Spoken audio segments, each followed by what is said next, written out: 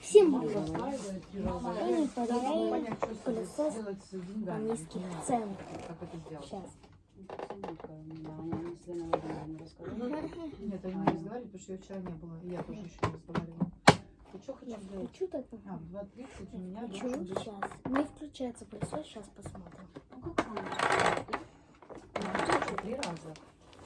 Ваня ходит 2 раза. Нет, ну Ваня такая стоимость, 500 рублей занятия включается в группе. ну и все, ну, значит, 500 каждый раз. Сейчас посмотрим. Тогда нет смысла индивидуальные занятия. Ну, нет, они есть как бы, понимаешь, потому что то есть индивидуально, то есть я своими децибелами мозг его бодрю, и он начинает имитировать голос, понимаешь? А когда в группе, ну то есть он больше кайфует от того, что они все около него прыгают. Ну это было первое занятие, а вчера не так. Там Хотя сразу так. ремонт делать. Они учатся.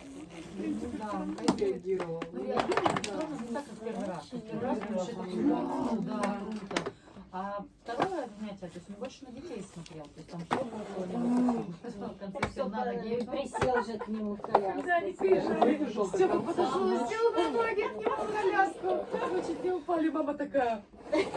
Вообще никто не ожидал. Причем был этот момент, когда выкатывали. Да, Он же Степа резкий такой, вообще. Ну, все занятия, он сил около него, он и так, он и сяк, он и белочка около него. А этот, значит, с головой, у него глаза вот такие были, то есть он стал реально смотреть, то есть он такой вот весь эмоток, он же все время такой. Ну да. А это вот такой вот, у него ровная спина, он вот так вот смотрит, за ними всеми наблюдает. Сюда побежал, туда побежал, он нифига себе как круто. То есть вчера было другое занятие, то есть он на меня меньше реагировал.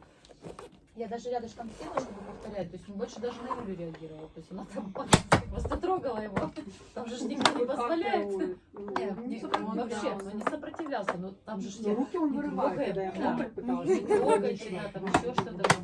Мамочка, только это он мамочка, и внимание, она не такая отвлекается, она не сюда, иди сюда, посмотри на меня. Он когда вот он сидит, и Не то, что вышкаливает, а просто перешкаливает. То есть немножечко надо вернуть как бы реальность и понимать, то есть, ну, я думаю, что сейчас уже все поняли. это не видно, мама его боготворит. Вот он мне дам слышать, да чего-то того. Ну, это, наверное, ей мозги где-то промыли в какой-нибудь секте. Чтоб, ну, Все он ей дам типа слышать. на вопрос, за Вот что? она так это За что мне воспринимает, такое? И там что он рассказывают, мне тому дам, не да. понимает. Нет, это ж ну, наоборот. я Тёма считаю тоже говорю, ну, мне был для чего-то данно. Я как бы попыталась сделать не просто там водить его где-то, что-то там увозить на эти самые, и, блин, он меня заставил измениться. Не, Наташ, Просто. это однозначно. Это Когда по-другому. дети такие рождаются, это однозначно. То есть первое, что нужно искать ответ у мамы, что не так было там. До какой-то да. степени это однозначно. Но вообще удивительные вещи. Я когда психосоматику смотрела, там, значит, одна девушка, она рассказывала про ну, то есть какие там затыки происходят. Мама одна, значит, там ей говорила, Был маленькая девушка, она со своим 15-летним возрасте, значит, она реагирует.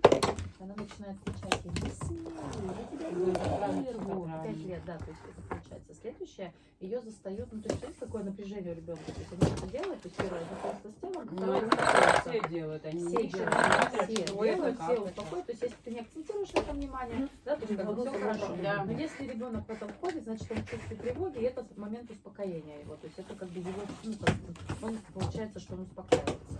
Она говорит, второе, значит, когда в 11 лет, ну, не в 11 лет, то потом в садике, то есть она сказала, я тебе там руки отрублю, все остальное, у тебя родятся, нет, то есть, значит, в 11 лет или когда-то там, да, у тебя родятся дети-инвалиды. Короче, девушка выходит замуж, первого ребенка рожает инвалидом, жестким, там, вот каким-то таким, и второго рожает такого же. И когда она пошла, вот пришла к этой тетеньке, она, короче, психолог, мира, там, дефектолог, еще какой-то, ну, короче, там, знаешь, она, видимо, тоже где-то копнула у себя и понеслось, и тетенька стала образовываться, и пошла в психосоматику.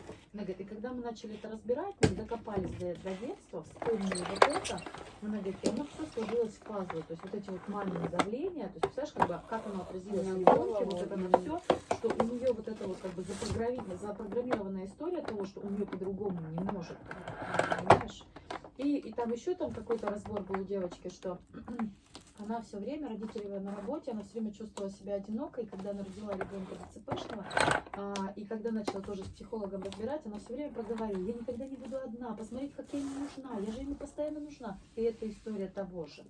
что я Я нужна. всё время Ты никому не нужная, будешь я нужна, просто- ты останешься Ты одна, понимаешь, да? то есть я не хочу, чтобы он улучшался, Мгм. чтобы становилось Кстати. лучше. Я не хочу, чтобы он пошел, Мне так я не хочу, удобно. чтобы он заговорил.